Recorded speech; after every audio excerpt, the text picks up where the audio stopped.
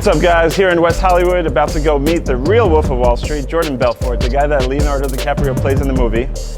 Jordan heard about the book that I wrote, the Cannafornia True Story. If he wants to meet and talk about it, maybe it's going to be a movie, maybe it's going to be a TV series. There's a lot of drama that plays out, so let's go meet Jordan.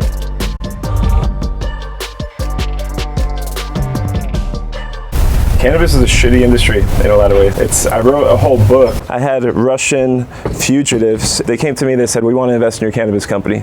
Okay, cool. We'll invest 20 million. Great. They gave me 5.5. They told me the rest just didn't come. Meanwhile, they had me sign these different leases and start growing the company, right? So I'm like, midweek, I have to pay labor on Friday, like 100K. And the money's not coming in. So what do? I have to start putting shit on my card. So they got the 20 million from Russia. They only gave me 5.5 of it. They stole the rest. They tried to set me up with a DA, get me arrested so that they could just steal the whole farm. Luckily, I found out in time. I had a best friend working for me. They paid him off to switch sides with them. They paid 15 people off on the farm to switch to them, to steal from me. How much did he pay your friend? I don't know. Not a good friend. Not a good friend. So March 1st, I figured all this out because I went into his email and he merged all his personal emails, like his AOL and his other emails, with his Cannafornia email. So everything was there. I fired him and went into his email and I found everything about this guy. It's a crazy fucking story. And I just started writing because all the lies that I've been going through the last 2 years were like incredible to me and I couldn't trust anyone to even talk about it. And I just started like journaling it. And there was so much shit in my head that it just came out. It's only really been done by me so far. I haven't had an editor look at it yet. Since I was meeting you, I wanted to show it to you and see what you thought. You want to make it into a movie or a TV series? I mean, I'd love to. I think the story's good. And it's really fucking interesting. It's got cannabis, it's got international fugitives, it's got all these fucking lies and mischief that they've done. Canadian bankers that invested lots of money. It's got a couple of cool angles. I like it. I like it a lot, by the way. I know the perfect person to do it, too. I was hoping you'd say that. But I think there's more money, though, in a TV series right now than movies. And everything is streaming. Mm-hmm. And yeah. so the Wolf of Wall Street's being made into a TV series. Is it? Nice. And the guy can't wait for that. Me too. The guy who wrote the show, the movie, who adapted my book, is going to be the showrunner. And this is like this perfect type of content. It's Terry Winter. Perfect. Yeah, I read about that. Yeah. Tell me the short story, though. Okay, started off with his brother, indoor grow. 2017 hit, wanted to start up his own. Started off in Sonoma, had one grow, fire burned it down. Started a second, fire burned it down. Why? Because just random. The fire came through. NorCal fires. Oh. 2 separate locations. So like he moved, another fire. All right, so he's like, all right, shit. Salinas just opened up. He really wants a greenhouse. Doesn't have the money. Really, he has like a little bit, but not enough because his greenhouse is just burned down. So he does what everyone that day in weed does, and they starts buying pounds from growers and brokering them. Then meets the Russians. They were developing a really huge property in Miami, which gave them credibility. Aurora, exactly. She gave them credibility. Go to Salinas. Paul is securing this greenhouse and then goes to Hawaii right after to speak at a conference.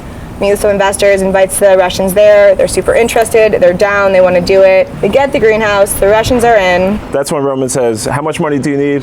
I say, I don't know, for 150,000 square feet, we need like 20 million. He says, okay, great, 20 million, I'll get it. And then he shows me his thing. He pulls up the internet.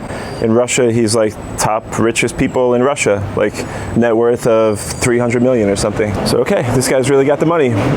He says, don't worry, you run the farm, I'll run all the money. Puts in a couple million right away, so I start trusting him. Meanwhile, he gets Dimitri, who's running his real estate project in Miami. He says, oh, I want Dimitri to watch the flow of funds because I trust him. That's how Dimitri started seeping his way into the company. By the time that I realized everything, Dimitri had his tentacles on all the accounting, all the everything, right? And it was planned from the start. That's the thing. I thought they were investors. They never invested their own money. They always stole money. So they never. Where are they stealing from? They never from other Russian guys that they got to invest. And that's the amazing part. They came here with all this money. They could have just went legit, went legal. Right. Like they had hundreds of millions of dollars. And these motherfuckers just can't help screw people. Like that's what gets them excited. They want to fuck somebody. They don't care about winning, they care about fucking somebody on the way. Okay, so Dimitri's in. They're slowly funding, but I'm always running out of money, which keeps me on the farm. At some point, they'd invested like $5 million. We'd signed other leases that they encouraged me to sign because they said other money was coming. They showed me these projects in Russia that they're selling, where they're going to get all this money. Anyway, the money never comes. I have to go to Canada to raise money. So I go to Canada, have all these meetings, raise like $9 million up there. And that helps get us through to profitability. July 15th, Dimitri moves from Miami. He stops managing the project there. He moves his whole family to Beverly Hills. He moves into Serena Williams' house. Doesn't pay rent for like 5 months. The last 3 months he was there, he literally just didn't pay rent. He was like, there's problems with the house. Just fucked everybody wherever they could. Like, didn't pay anyone if they could help it. So July 15th, Dimitri moves to Beverly Hills. July 17th, the DA shows up at the farm, cuts down all my plants, takes $1.5 million of product. I lost $2.5 million in an hour. Why? I didn't know why. You know, I'm trying to figure it out, and there's a part of the book that's like, what the fuck is going on? I can't piece it together. What I figured out way later. So when you get a cannabis license, you have to do a live scan, you have to do fingerprints, and you got to pass through all that. So on one property, I did all that. I passed all of it. On another property that we got, and he never told me. He added his wife. She never got fingerprinted. The county called. They said, where's her fingerprints? We didn't know anything about it. Then they showed up the next day and took everything down. And they thought that I was at the middle of it all.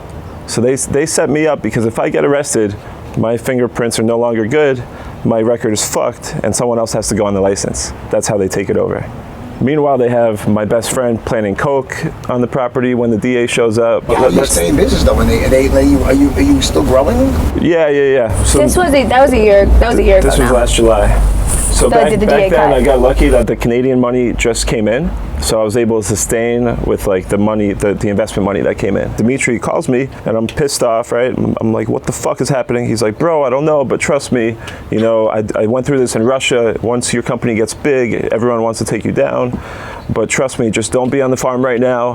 Go to Miami, do the CBD line. And CBD just exploded at this point too. Like it's in Target, it's in Walmart. Yeah, it was a bad set of circumstances that I actually did that. And that's when he got his family members on the farm. And that's when they started stealing cash from the farm, clones, like all this other shit. And that's where they try to take over. So I'm still going through it with the DA right now, because now I have a huge 50-page lawsuit against Dimitri, Roman. There's 6 relatives that they brought to the farm. We're trying to convince the DA that this wasn't me at the helm of it. This was by their design the entire time. We think we have enough evidence on our side to show them that. The SEC is also looking at me because they had their lawyers have the SEC look at me. But we're like winning every day now because Dimitri's locked up. Roman should be on his way pretty soon. They're all off the farm. Like I have control of the farm. Wow. I like that Jordan is mind blown. That's fucking amazing. It's crazy.